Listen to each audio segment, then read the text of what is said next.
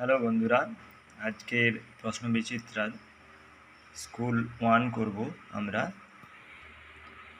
আগে বলে রাখি, ভিডিওটা যদি ভালো লাগে লাইক, কমেন্ট এবং শেয়ার করবে অবশ্যই, এবং পরের ভিডিও পেতে অবশ্যই সাবস্ক্রাইব করবে। সাবস্ক্রাইবের বেল আইকনটা অবশ্যই দাবাবে। প্রথম প্রশ্ন, কালী কাকে বলে? কোনো একটি ক্ষেত্র যতটুকু জায়গা দখল করে থাকে তা ওই ক্ষেত্রের ক্ষেত্রফল বা কালী। সমবিন্দু সরলরেখা অথবা সমরেখ বিন্দু ছবি এঁকে দেখাও। দেখো, সমবিন্দু সরলরেখা একটি নির্দিষ্ট বিন্দু দিয়ে যে সরলরেখা আঁকা হয় তা সমবিন্দু সরলরেখা। এখানে দেখো একটা নির্দিষ্ট বিন্দু, এই বিন্দু দিয়ে এই সরলরেখাগুলো টানা হয়েছে এবং এই সরলরেখাগুলিকে বলা হচ্ছে সমবিন্দু সরলরেখা।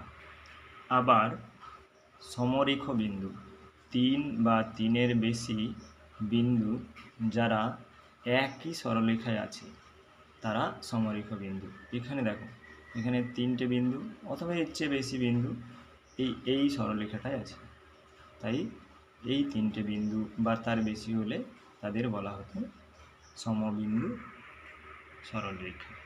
64টি গুলিকে বর্গাকারে সাজালে প্রতি সারিতে কটি গুলি থাকবে?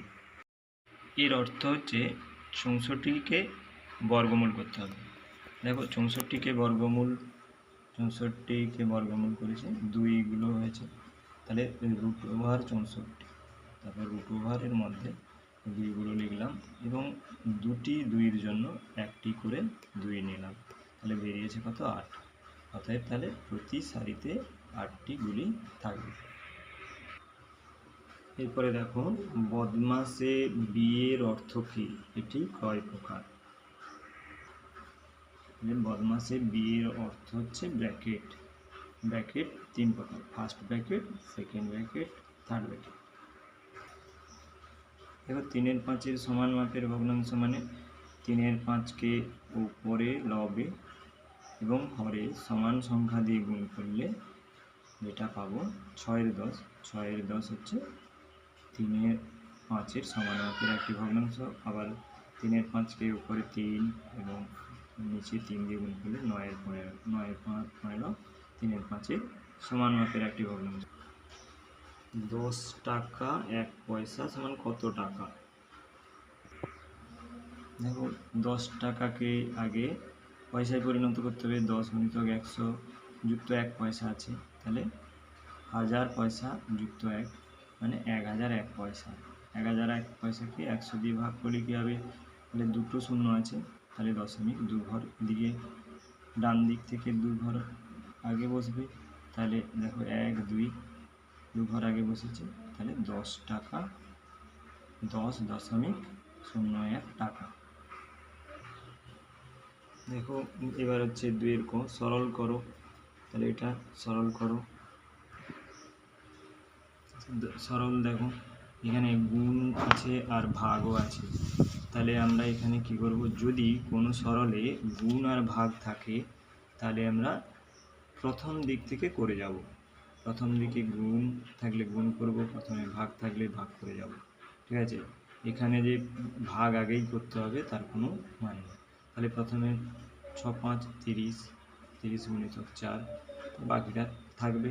তারপরে দেখো 30 4-এ 120 ভাজিতক 8, আবার হচ্ছে 120কে 8 দিয়ে ভাগ করলে 15 ভাজিতক এখানে 5, 5টা এখানে বসলো, গুণিতক 7, আবার 15কে 5 দিয়ে ভাগ করলে হচ্ছে 3 আর গুণিতক 7 থাকছে সমান 21। দেখো, স্থানীয় মানে বিস্তার করো এবং কথায় লেখো। দেখো, এটা হচ্ছে স্থানীয় মানের বিস্তার। দেখো, একক, দশক, শতক, হাজার, সেই জন্য এটা 4000, তারপরে শত, 500, তারপরে 60, ঠিক আছে, তারপরে হচ্ছে 7। এবার দশমিকের পরের ঘর হচ্ছে 1-এর 10 দিয়ে গুণ হবে, তাহলে 8-এর 10, আবার 3-এর 100, আর এটাকে কথায় লিখলে হবে 4567.8 3%। চিত্রসহ সংজ্ঞা লেখো।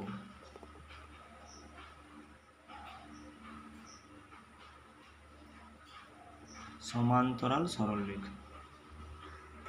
তাহলে সমান্তরাল সরলরেখা কাকে বলে?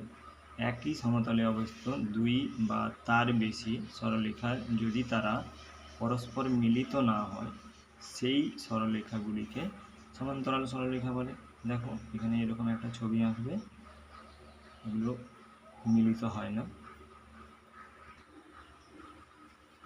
রাম আমবাজার থেকে 151.50 টাকা দিয়ে এক ঝুড়ি আম কিনল। বাজারে গিয়ে সেই আম 176 টাকায় বিক্রি করল। সে কত টাকা বেশি পেল? এখানে দেখতে পাচ্ছ যে সে বেশি টাকায় বেচেছে, কম টাকায় কিনেছে, মানে 151.50 টাকায় কিনেছে আর 176.00 টাকায় সে বেচেছে। সেই জন্য সে বেশি টাকায় বেচেছে, সেই জন্য এটা বিয়োগ করতে হবে। কত বেশি টাকায় এটা বিয়োগ করলে হচ্ছে 24.50। তাহলে রাম 24.50 টাকা বেশি পেল। দেখো ছোট থেকে বড় অর্থাৎ ঊর্ধ্বক্রমে সাজাবো। দেখো ঠিক আছে, 0.005, আবার 0.05, আবার 0.5।